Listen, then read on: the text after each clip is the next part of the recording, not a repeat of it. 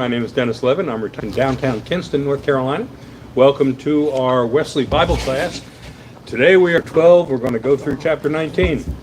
Just like that, okay? A whole lot of it that's tedious and a lot of geographical references that we have no idea where they are. And basically it's how they divvied up the land. And so what you have in chapters 12 through 19 is a list of, it's a reiteration. It's something like a sermon that we learned at Duke, and then you tell them, and then you tell them what you told them. Okay, so this is a tell you what they told you kind of lesson.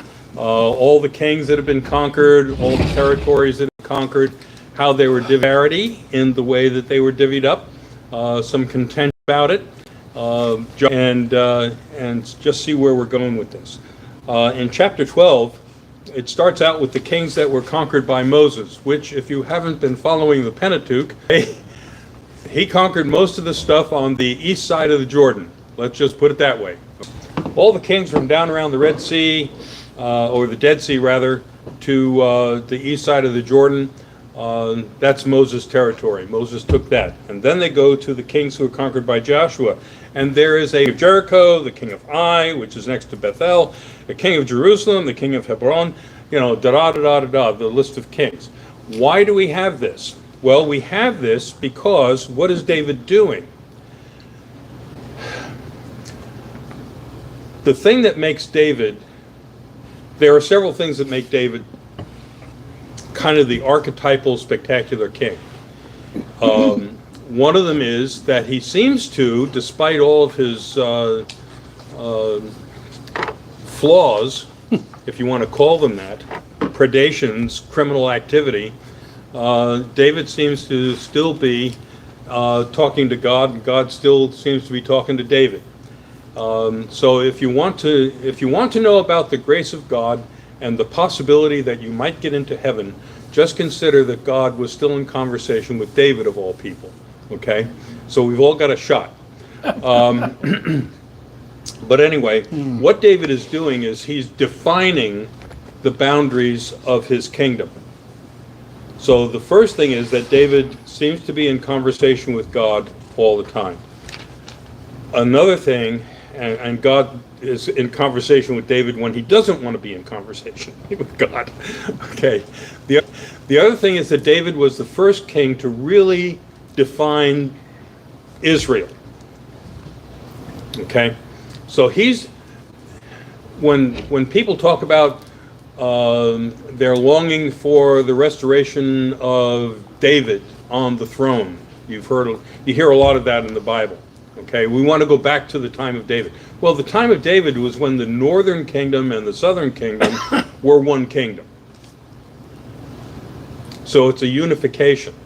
And if you want to know when Israel finally got that, since the time of Solomon's son, it's now.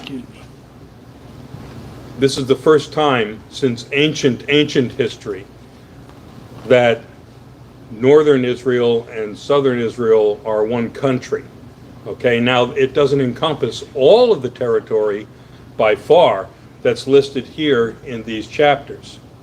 Okay, Israel is really, really small. Israel is about the size of Vermont or New Jersey. It's not big at all. And in some places it's extremely narrow. If you look at the West Bank and Gaza, I mean, you could just about walk between the two. So does it show on the map there? not the current Israel. The current Israel is it's like this. No, there's the Jordan, okay, and you got the West Bank of the Jordan.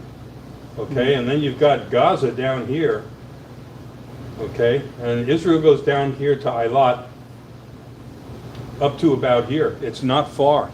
It's not. Israel is an extremely small country, and that's one of the reasons why they are armed to the teeth, and they still have very hostile neighbors. That part hasn't changed since the Old Testament days. Okay, so. It's good to have them as an ally, by the way. Israel is the only democracy in the Middle East. It's the only place where the Arab population actually has a vote about what's going to happen. I mean, there are elections that take place in Egypt and in other countries, but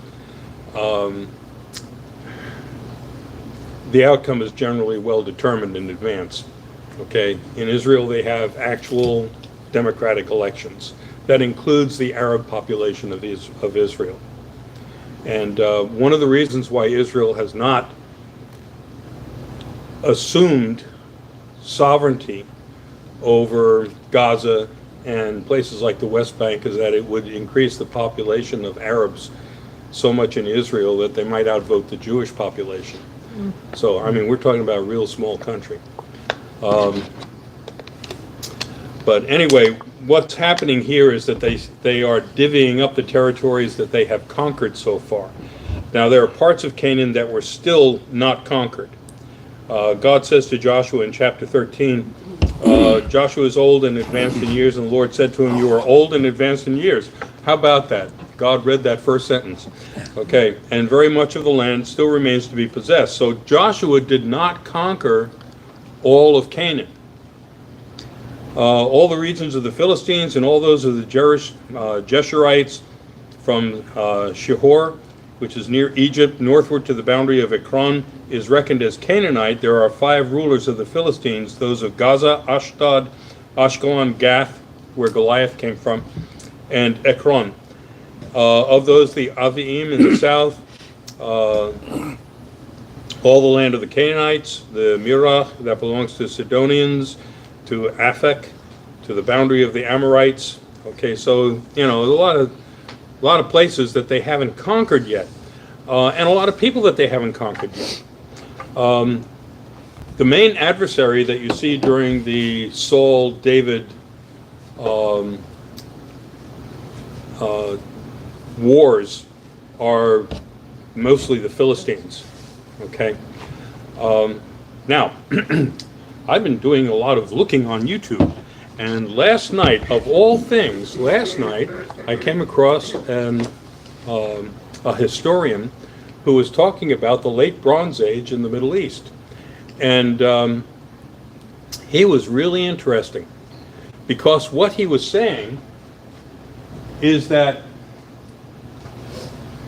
around the 12th century BC, there were distinct kingdoms in the Middle East. Way up here, Crete, Corinth, Cyprus. The Hittites are up here, the Assyrians are over here, the Egyptians are down here. These are very strong, distinct civilizations that have strong cultures of their own. And one of the things that was going on at the 12th century BC was that all of these kingdoms didn't necessarily like each other, but they were in conversation with each other.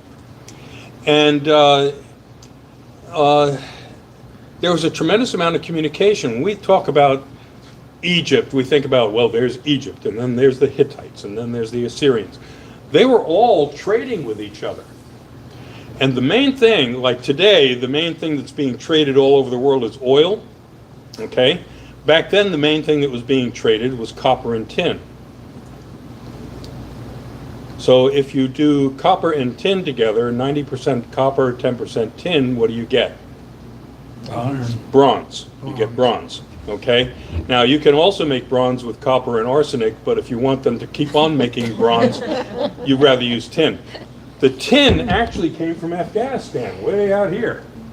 Okay, so they had to move the tin all the way over here to Crete, where the copper was coming from, and they made the bronze there. Okay, so there was a huge trade route that was going through all of this. Now, between 1200 and 1100 BC, there were a lot of things that were going on. Okay, one of the things was that there was a whole season, about 500 years of heavy seismic activity. There were earthquakes all over the place. Okay, is it surprising that Jericho got nailed by an earthquake? No, it's not surprising at all. There were tsunamis. All of this area for the Hittites was getting clobbered by earthquakes. Okay? Earthquakes would affect whether or not you had tsunamis down here in the Red Sea that might have dried up the Red Sea temporarily. Okay? So there are all kinds of seismic activities that were going on during that period. And huge walled cities were being toppled. Civilizations were being disrupted. There were wars that were going on. In the late Bronze Age, Egypt and the Hittites hit it off. And they hit it off around here. And the Hittites were defeated. Okay? So you had a major civilization collapse that took place. Civilizations were collapsing all over the Middle East. It was comparable to our Dark Ages, and it lasted primarily for about a 500-year period. So during that time, the only relatively strong culture was Egypt. All the other cultures, all through here, all of this collapsed. Governmental authority collapsed. Okay? All the scientific progress that had been made collapsed. There was also, during this period, severe drought all through this region. So there were famines, there were insurrections. So you're wondering, how is it that these nomads coming out of Egypt were able to defeat what looked like well-developed, strong civilizations? These people around here were starving to death. So this was a target-rich environment. You could get in here and whack these people, okay? They were not getting the bronze any longer, okay? That trade route was pretty well destroyed. So the advanced metallurgy was going away. Now what you see happening at the end of the Bronze Age is that people are starting to migrate into iron. And I think it's interesting because if bronze collapses, they're going to be looking for something else, right? Discoveries happen because you have a shortage of one thing and you need another. And what they found was something that was better than bronze for weaponry, for construction, for all of that. And so what they discovered was iron. And so now you have iron coming in just at the point where these people are beginning to take over these civilizations that are in desperate straits. Okay? So anyway, you wonder, okay, it was a big deal that they were able to take over Canaan. At the same time, Canaan was in horrible distress, in the close to 1100 BC. So this is an opportunity. This is an opportunity. And you can imagine if these people are going through droughts and famines, and then you have these people walk in, and it seems like they've got God totally on their side, you feel like your gods have totally failed you. Okay, so they are demoralized to begin with before the people come in. So anyway, they start divvying things up. Now, the system that was supposed to be used for divvying up all this territory was supposed to be done, according to Moses, was supposed to be done by lot. Okay? And so they're like rolling the dice. And this is your tribe wins this territory, your tribe wins that territory kind of thing. So you have territories for Reuben, for Gad, for Manasseh, for the distribution of territory west of the Jordan, which is what we call the West Bank. Hebron is allotted to Caleb. Now, Caleb is interesting. Any of you remember who Caleb was? I'll give you a hint. Joshua, Caleb, what did they do? To the promised land. They what? Went into the promised land. When? To scout it out. To scout it out under Moses. Okay? And they were the only two spies that came back and said, yeah, we can whack these guys. Okay? So Caleb is now 85 years old. And it's interesting because they actually, he says, I am 85 years old, but I still got it, and I can still do it. And you just give me the place, and I'll, And so Joshua says, Moses made a promise to Caleb that he would have a certain territory when he got into the promised land. And so Caleb, Joshua gives Caleb a hill country right near Judah that has not been conquered. Caleb said he's, And he says, go get him, Caleb. And so Caleb goes and gets him.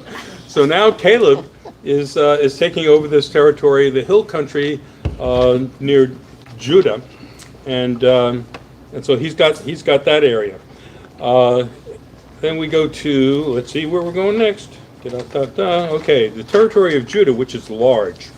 Okay, Judah kind of wins the lottery, and you got a territory down here.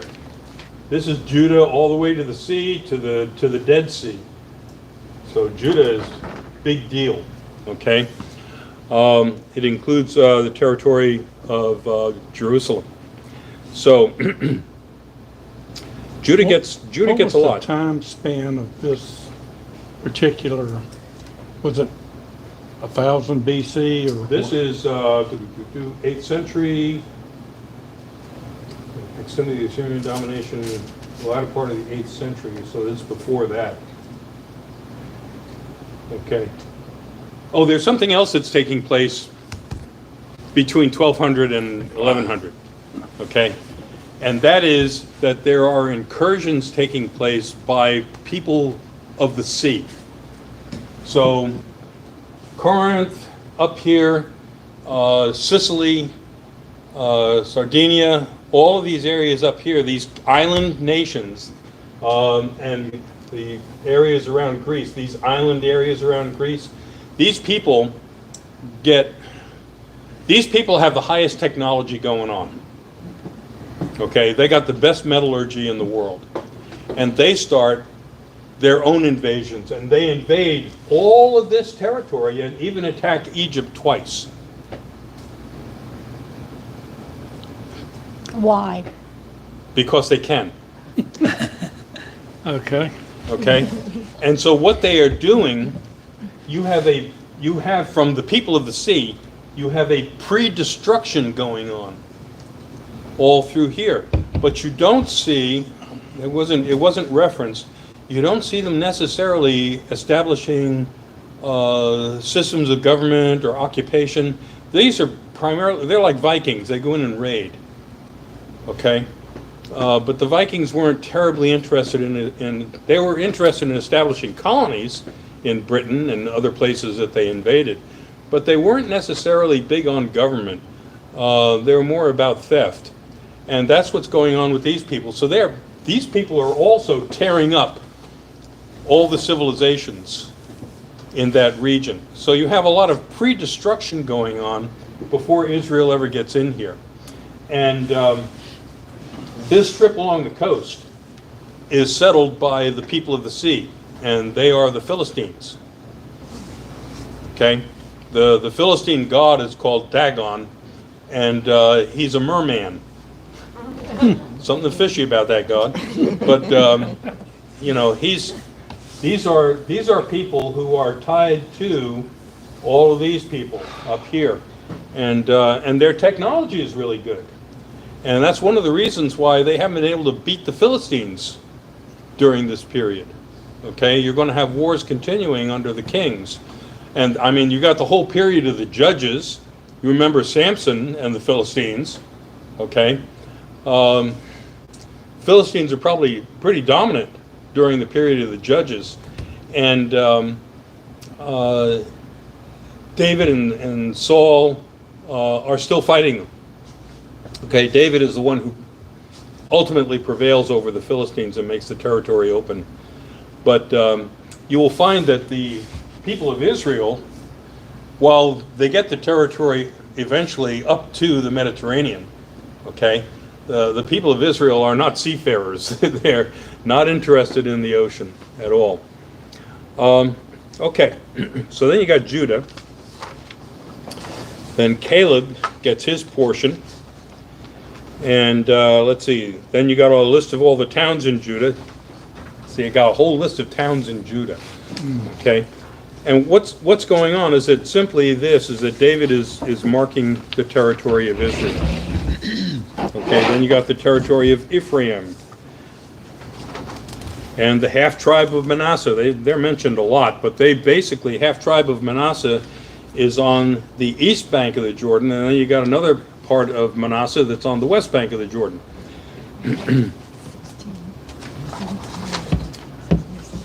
Now, understand that these people are predators, and when you have a bunch of predators and they're divvying up the spoils, without question, one of the predators ain't going to be happy. Not happy with their spoils at all. Okay, and these are the tribes of Joseph, and they say that they are, there's a lot of Joseph and not a lot of land in the territory that they're allotted. So they complain, and Joshua has a solution for anyone who has a complaint. He's got an interesting complaint department. He says, if you got so many people, why don't you go conquer some more territory? And so the tribe of Joseph says, yeah, but the territory that you're telling us to conquer is full of trees, and it's not full of fields, and the people up there already have got lots of iron. They've got chariots of iron. And Joshua says, so what? Go clear the trees and go kill the people. And that's basically what Joseph does to expand Joseph's territory. But then there are the remaining tribes, and you'll see this in chapter 18. There remain among the Israelites 7 tribes whose inheritance had not been apportioned. So Joshua said to the Israelites, how long will you be slack about going in and taking possession of the land the Lord your God gave you? Provide 3 men from each tribe. I'll send them out that they begin to go through the land writing a description of it with a view to the inheritance, then come back to me. They shall divide it into 7 portions, Judah continuing in its territory on the south, and the house of Joseph in their territory to the north. You shall write a description of the land in 7 divisions, and bring the description here to me, and I will cast lots for you here before the Lord our God. The Levites have no portion among you. And they're mentioned several times that the Levites don't get a territory. They're spread out among everybody else. Okay? So the half-tribe of Manasseh have received their inheritance beyond the Jordan eastward, which Moses, their servant, gave them. So the men went out and they wrote descriptions, and then Joshua apportioned the territories. Benjamin got territory down here, okay, on the other side of the Dead Sea, and down in this area. So you got Judah and Benjamin, which, by the way, were the only 2 tribes that the Assyrians had not conquered. Okay, when the Babylonians came in and they conquered Judah and Benjamin, and that's when the Babylonian captivity took place. But Assyria knocked off the 8 other tribes well before that. Okay, then you got the territory of Simeon, the territory of Zebulun, the territory of Issachar, the territory of Asher. So that's pretty much what's going on.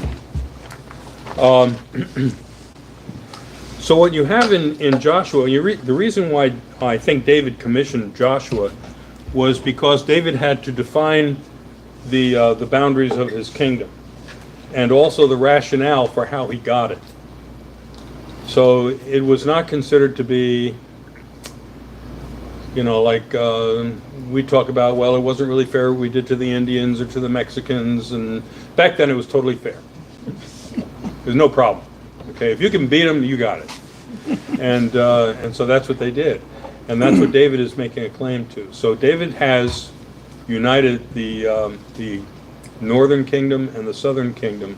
I'll put it this way, the northern tribes and the southern tribes. Okay? Now, I think we still got some more Joshua to do, and this the other chapters that remain in Joshua I think are far more interesting than this territorial divide. But while you have a good central strong leader, there seems to be a unity in the tribes. Even if they're not happy, they have a court of appeals that they can go to. They can go to Joshua. So there is a central authority that everybody recognizes. Good, bad, or indifferent. They may not like the rulings, but they recognize the authority of Joshua. Okay? We'll see what happens when Joshua dies. Okay? Now you have, apparently what David is trying to say in here is that God wanted them to have Israel, including all 12 tribes, plus a few others that came along with them. Okay? But this is what God wants. He wants something of a unified kingdom. But when Joshua dies, which we'll read about later, okay, then there is no main central authority. The only central authority that they have is the religious authority of the priests, which is enforced by the Levites, who are all through these tribes. And what you're seeing is that religions are not good at governing. Okay? Governments are better at governing, not always good, but they're better at governing than religions. But why didn't God choose? He chose Moses. Mm-hmm. He chose Joshua. Mm-hmm. Why didn't God choose the next leader?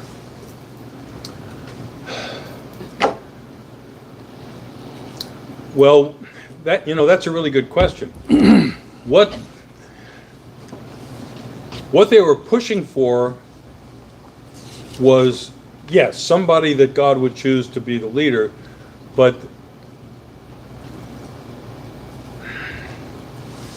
sometimes the end game that you're looking for is kind of a Shangri-La, okay? And their Shangri-La concept of how Israel would be governed was that Israel would be governed by God. So what you wanted, what they were aspiring to was a theocracy, okay? Not a kingdom, but a theocracy. Well, when your central government collapses, okay, all you have is the religious group. And when the religious group is there, then that's a theocracy. And so now you have this dynamic tension that's going to develop between the priesthood and the people, because the people are sick of the priesthood.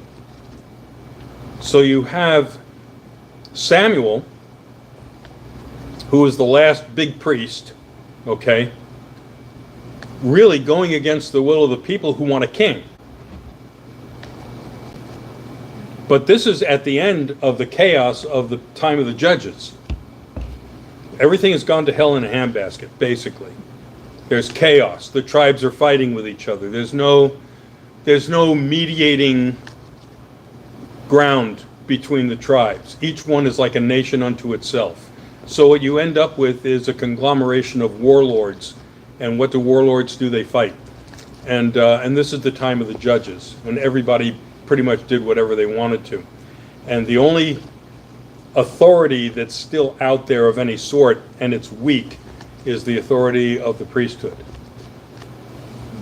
Where's David? David hasn't come along yet. Oh, okay. Okay? David comes along, well, then there's Saul Yeah. and Samuel. You have that tension between Saul and Samuel. And Samuel doesn't go quietly into the next thing, okay? Samuel is a manipulator, and an insurrectionist, and he's not a nice guy. I mean, everybody says what a wonderful little boy Samuel was to hear the voice of God. Well, that stopped when he grew up. Okay, Samuel was a genocidal maniac, and he really did not like the idea of a king coming along and usurping his power. So you'll see Samuel playing all kinds of games with Saul and with David. He wants chaos, and he wants to emerge from the chaos as, see, it should have been a priest all along. But anyway, we're going to see, once the tribes become established and a central government begins to collapse, that this thing really goes into a period of chaos. And understand that you still have the features that led to the chaos that the Israelites were able to exploit. Okay, you still have a drought. You still have, and they've destroyed these cities. They've destroyed these civilizations. They don't have the technology. These are grassland people. Okay, they're farmers. They're herders. They're nomads. Okay, now they're going to put them in towns. Well, you know, the Saudis tried to put the Bedouin in towns. It just doesn't work. Okay, so they're not good at this. They're not good at this, and so you have a lot of chaos that's coming. But we're not done with Joshua yet. So anyway, I appreciate everybody who's been watching. We're building an audience, and I'm glad to see that. I don't know if you subscribe, you can leave a comment, and I'll be able to get to the comments. But if you have a comment and you'd like to share it with me, go to revlev@nccumc.org, and I'll meet you there. Okay, let's see you next week. We're going to get into chapter 20 and start looking at how things are transpiring after they start divvying up the property. Talk to you later. Thank you.